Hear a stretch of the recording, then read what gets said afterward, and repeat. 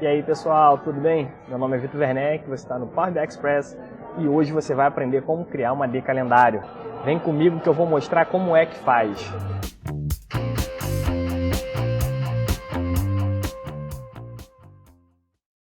Então agora a gente está aqui dentro do Power BI, tá? Dentro desse modelinho aqui a gente tem uma fato e a gente tem uma outra tabela produto, tá? Que estão aqui conversando pelo ID do produto. E como eu tenho a data aqui na fato, eu preciso ter uma outra dimensão de data, tá? Uma outra dimensão que não de produto, para poder fazer aqui as minhas análises com as datas. Por que, né, a gente precisa ter essa AD calendário?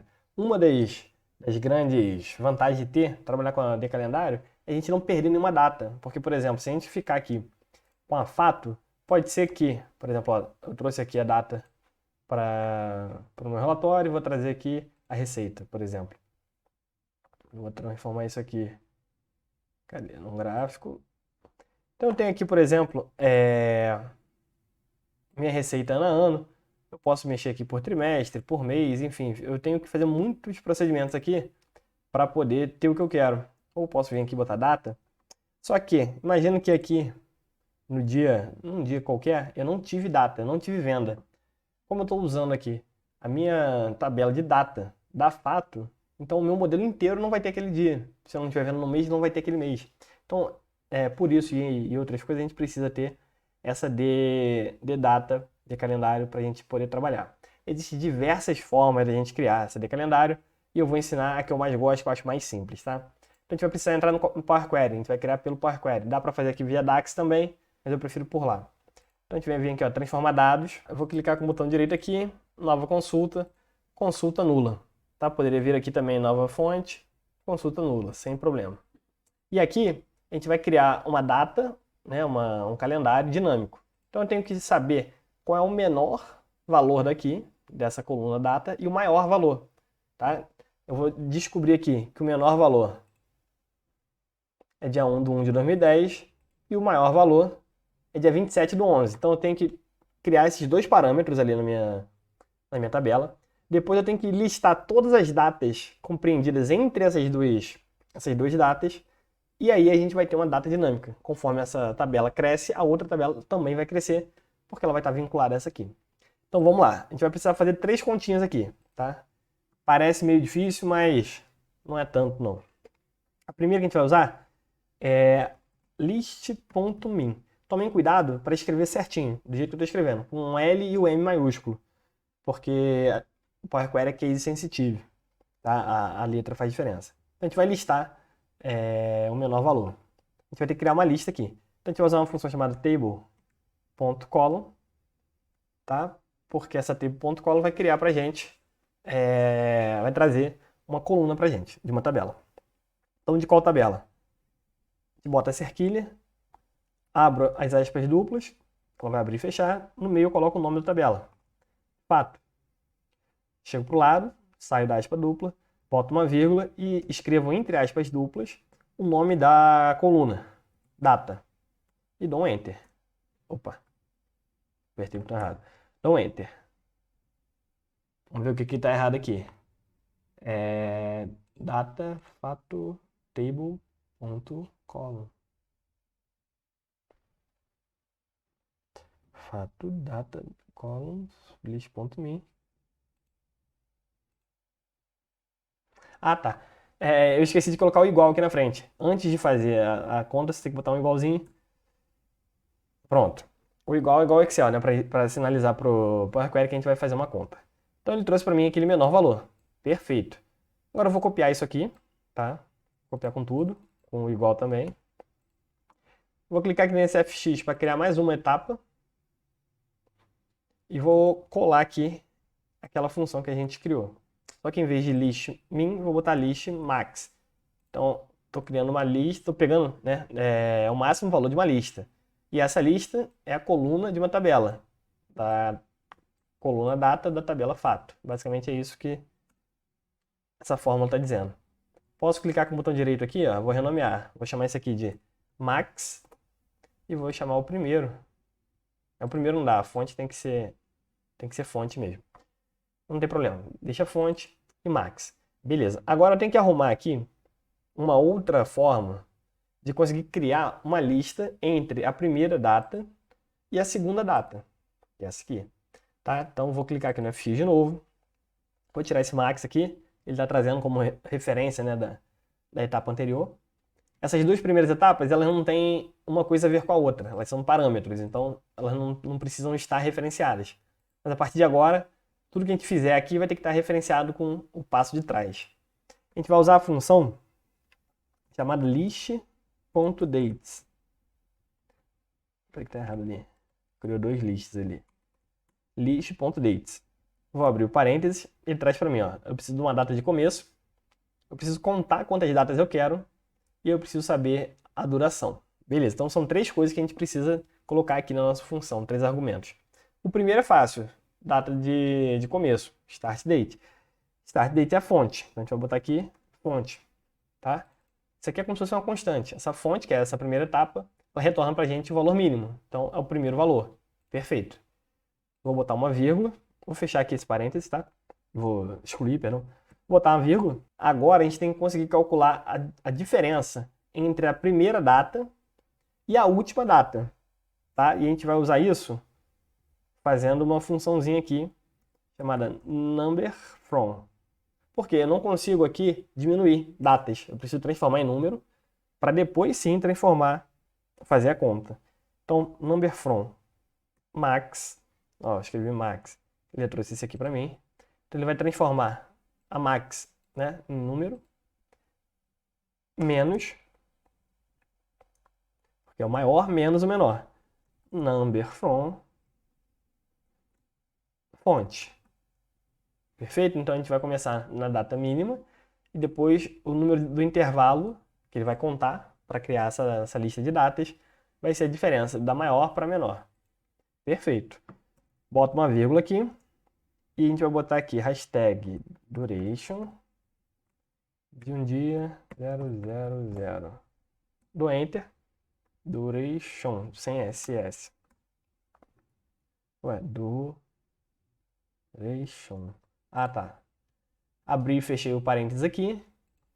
Eu tenho que fechar o parênteses do list dates, que a gente excluiu lá no começo. Então, fecho mais um parênteses aqui e dou Enter. Então, ele criou aqui pra gente uma lista, tá? Que vai da primeira data, aqui é o mínima, até a máxima. Beleza? Então, a listinha está aqui. A gente vai clicar agora aqui, ó, para a tabela. A gente vai transformar essa lista numa tabela. Só apertar OK. Beleza, transformou numa tabela. Já está do jeito que a gente conhece aqui no Power Query.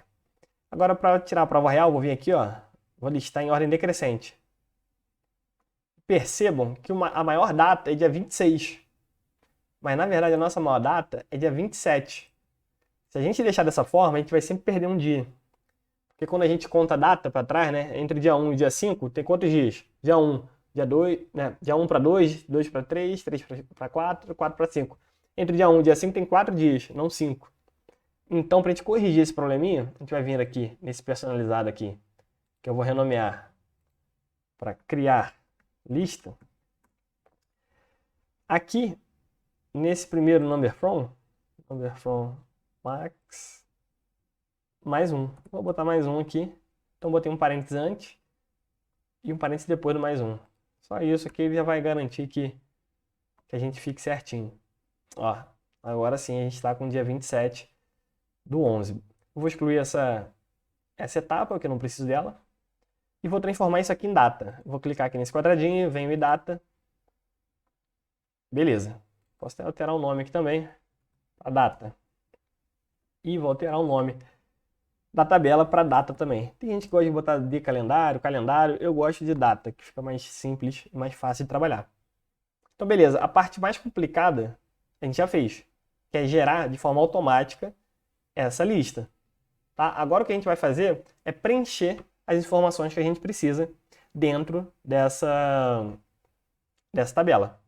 Então, a gente vai clicar aqui na data, vem aqui, ó, adicionar coluna, e vem aqui, ó, em data. Tá vendo? E a gente pode, por exemplo, vem em ano, coloca aqui, ano. Ele vai criar pra gente uma coluna com um ano. O ano de cada linha. Aqui 2011, 2011. Então agora a gente já consegue fazer uma referência de ano. Eu deixo a data selecionada, volto aqui em data, vem mês, posso vir aqui no nome do mês. Ele vai trazer para mim aqui o nome do mês. Mantenho a data, posso trazer o mês, o número do mês. Ó, janeiro é 1, maio é 5 e assim por diante. Beleza? E aí você pode montar aqui, pode botar semana, pode botar trimestre, da forma que você quiser. Você pode montar a sua de calendário, tá? Vamos supor que a minha de calendário é essa aqui. E aí você vai fazer isso uma única vez, tá? Você vai vir aqui em página inicial, editor avançado, você vai copiar com Ctrl A, depois com Ctrl C, tá? Pode concluir. E vai apertar no seu teclado a bandeirinha do Windows e R. Vai abrir aqui esse executar. Você escreve Notepad e cola esse código e salva em algum lugar aí no seu computador. E aí todo projeto que você for utilizar, você vai fazer o seguinte, você vai pegar isso aqui. Não vou salvar não, tá? Você vai abrir aqui uma nova consulta. Vem aqui em editor avançado. Exclui tudo. E cola esse códigozinho que a gente criou. Ele vai trazer pra gente isso aqui. Pode ser que esteja errado. Por exemplo, eu vou excluir isso aqui. E vou alterar aqui. A fato vai se chamar fato com 2O. E a tabela de data vai ter 2A, por exemplo. E aí eu vou fazer aquele mesmo procedimento. Vem aqui, ó, já deu erro na data aqui. Vem aqui, nova consulta, editor avançado, seleciono, colo o meu script.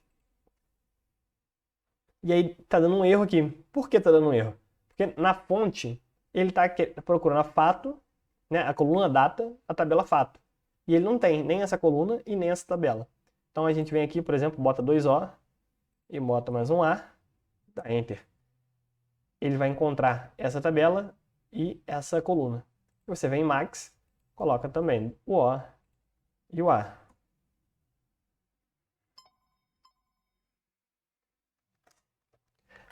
Oi? Pedi, tô indo aí. Valeu.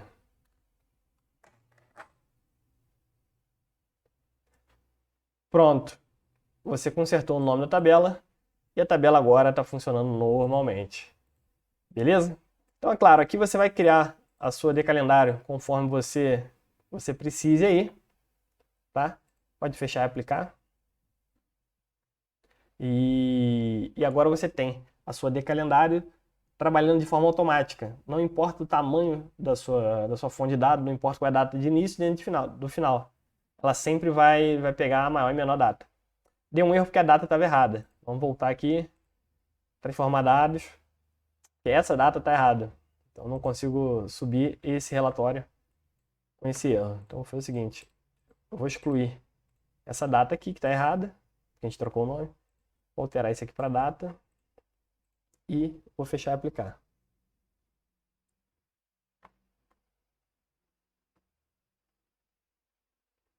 Aguardo um pouquinho.